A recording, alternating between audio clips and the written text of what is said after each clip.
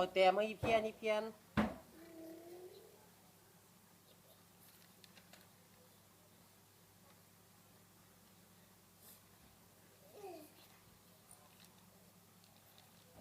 กูก็จะเร็วๆเด้อ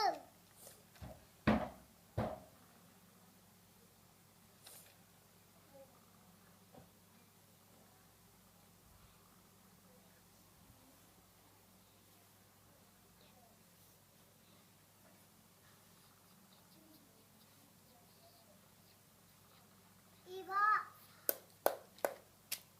โอ้อ้าวหนูพี่ไปเอา แกะเลขเดี๋ยวนี้แกะเลขเดี๋ยวเขาเบิ่งเนาะนี่อย่างตัวนี้อีกมา เฮ้ยพ่อดูเข็มกี้ไว้เมื่อกี้เลยอ๋ออ๋อเฮ้ยอ๋อไอ้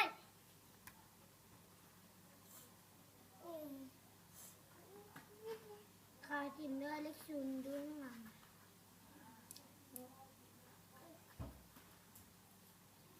สิบ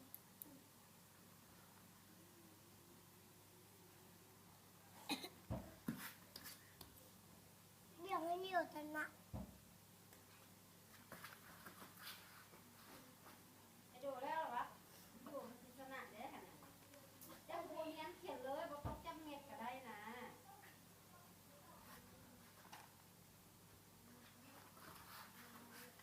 จำไม่จะได้มาเขียนบ่เป็น เนียนก็มันได้ตัวนึงกับยามันเขียนตามจำเม็ดเพื่อจะเขียนไปเนียนให้มันเขียนตัวนึงให้มันใจ ดู เจ็ดแปดเก้าสิบสิบเอ็ด กูเมื่อยอีดอกก็จะตีขัดทองเลยนะ เจ็ดแปด ดูเอา อีก นี่เขียนตัวข้อไข่มันแล้ว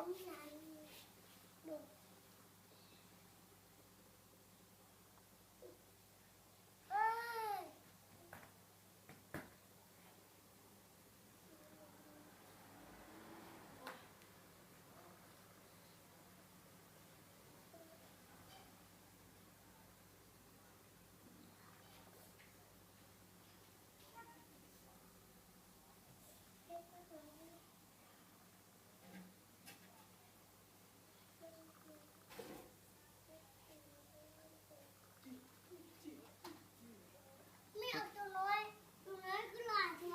ไล่เล็กตัวข้อไข่เขาจะเอิ้นว่าข้อไข่ ตัวน้อยตัวเขียนด้วย เขาจะเอิ้นข้อไข่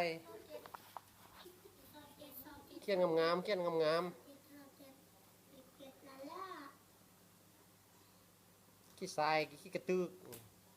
เอาไปเดี๋ยวมันเล็กส่วงเลยอ่ะพวกใครเสีย ข้อไข่ เล็กส่วง